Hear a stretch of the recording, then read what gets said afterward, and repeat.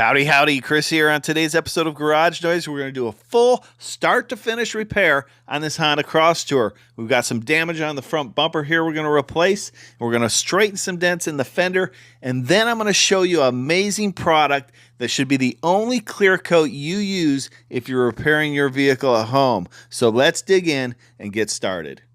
So what we have here is we have this Honda that we're replacing the front bumper on. It's got some damage here on the paint, but it's also got a couple little dents. So right here's a dent, and there's a dent right here. If you don't have any kind of dent removal tool at home, what I would recommend on this repair is that you get behind the fender, use a dolly to push the dent out, and then tap the highs down around that dent. If there's no access to get behind your dent, then what you can do is you could drill a small hole in the center of that dent and use a hook tool to pull that dent out. I think most people have a drill and an 1/8" drill bit. Now, this is not something that's recommended on a customer's vehicle, so we'll be using the G90E, but this process was done for years, and for someone that's doing a repair at home, in their garage, on their daily driver, I think this is perfectly fine, and it's still going to last you a good long time. Before we start grinding, we're going to clean this panel with some water-based cleaner, remove any oils or contaminants. And here's a better look at the dents we're going to be removing in this fender.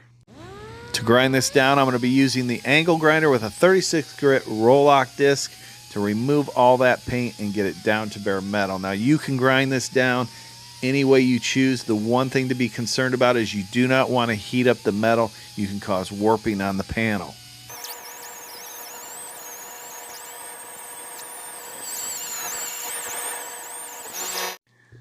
Okay, so we'll clean it once again, remove any residue or dust, and then we'll take the G90E, and this is a tool that's going to weld into the center of the dent.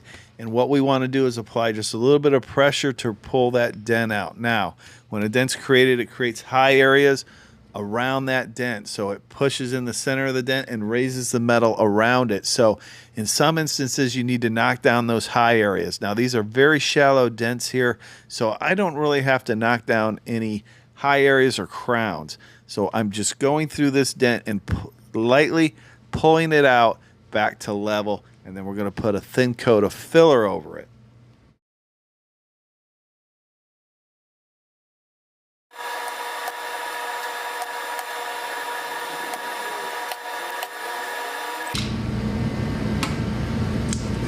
I'll grind this metal clean, and then we'll be ready for some filler. The filler I'm using today is the Rage Ultra. This is a premium body filler that sands very easy and is easy to work with. If you're curious about any of the tools or products that I use, check out my storefront. The link is in the description. I have tools and products there for any budget. The first coat of filler, you want to lightly press it in so you get good adhesion to all those low areas in the metal. It'll also help eliminate any pinholes or air pockets that might be in the filler. I'm not trying to finish the bodywork with one coat of filler. The first coat of filler is going to be to fill all those low areas. So what I'm going to do now is take my orbital sander with some 80 grit sandpaper, and we're going to flatten this out. Machine sand it smooth and get this body filler shaped.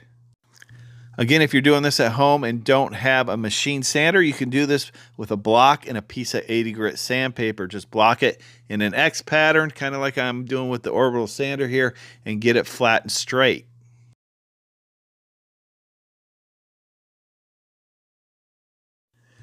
Now that I've got this flattened out and shaped, I'm going to go ahead and switch over to a block with a piece of 180 grit sandpaper. Now the 180 grit is going to start removing those deep 80 grit scratches, and that's what we want to do. We want to get it down to a 320 grit scratch before we primer. Now this dent is really straight. There is a little bit of a wave from the transition from the paint to the body filler. So in order to repair that, we're going to use a little bit of icing. This is a glazing putty. It's very fine, very smooth, and we're just going to fill that little area, and then I'm going to put a coat over the whole repair, and then we'll block it flat and smooth.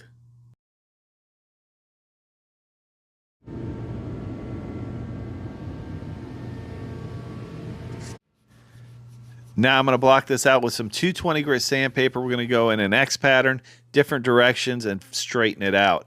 Now you could use a little bit of a larger block here. I just opted to use this smaller firm block. We're going to clean up all the edges, and then we'll get this prepped out for some primer.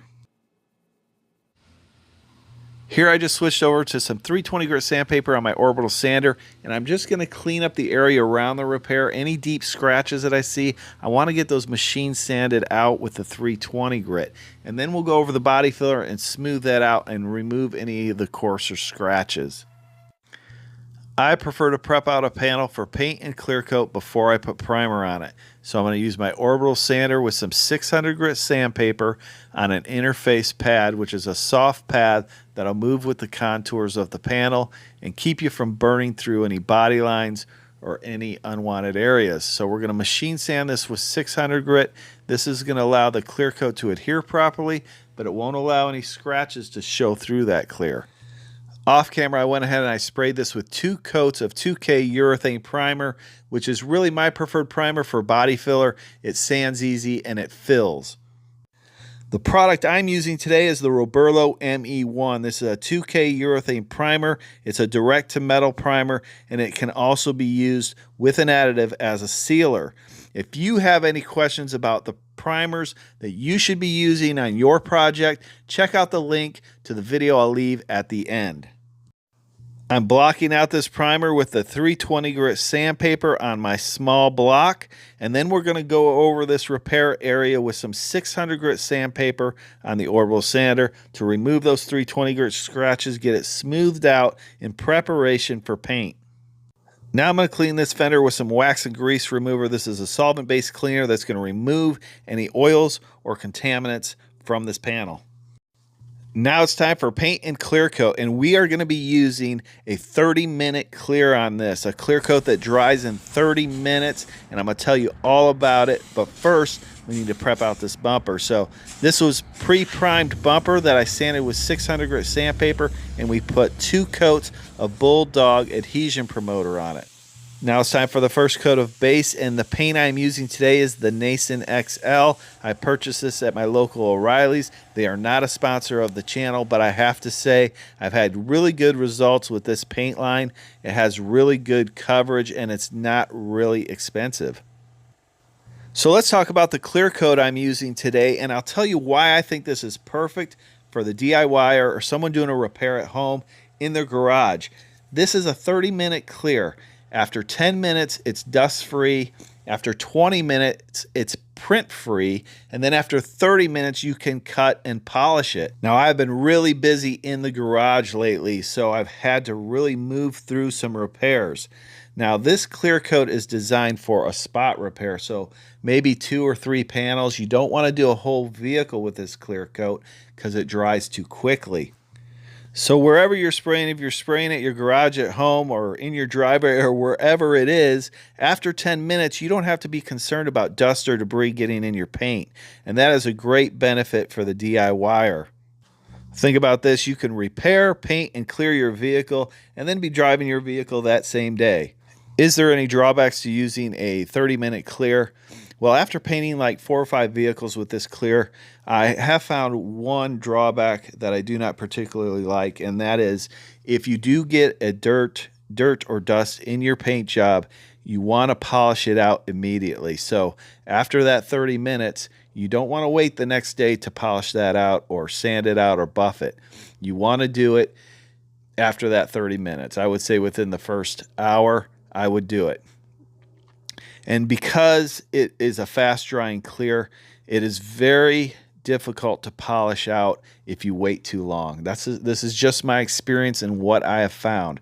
So I would recommend, if you do get some dust or debris, to polish it out immediately after it's cured, which is 30 minutes. So I'm putting the second coat of paint on this fender. We went ahead and the first coat we covered the primer, and now I'm putting another coat on it, and then I'm blending out into the fender just a bit to get a good transition for those pearls and that color. We'll check over these panels with a light, make sure we got everything covered, nothing is transparent, and then I'll talk about how you want to lay down that 30-minute clear.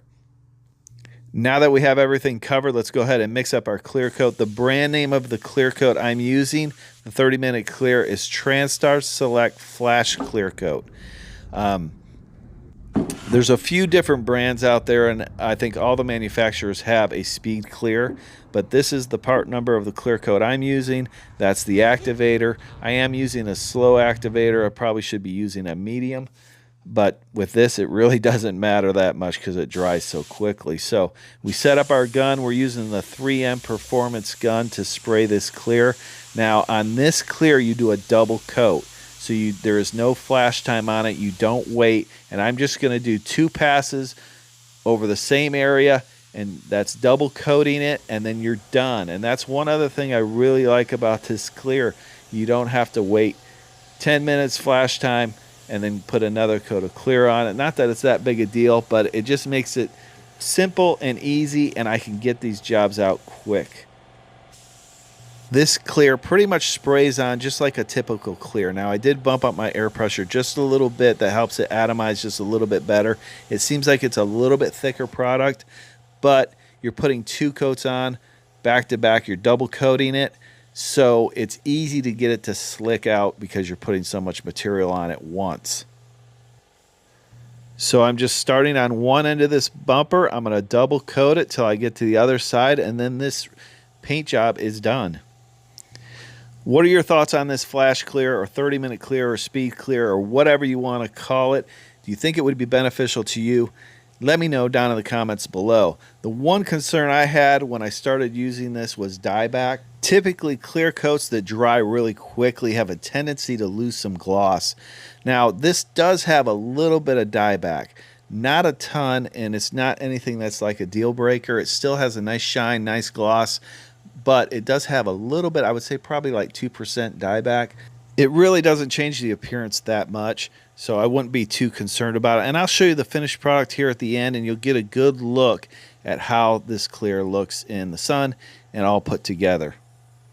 Let's pull this outside and check out the finished product. I hope you enjoyed this video. If you did, consider subscribing. And if you want to support the channel, check out the links down in the description below. If you want detailed instructions on how to paint, check out one of these videos now. Thanks for watching. We'll see you next time.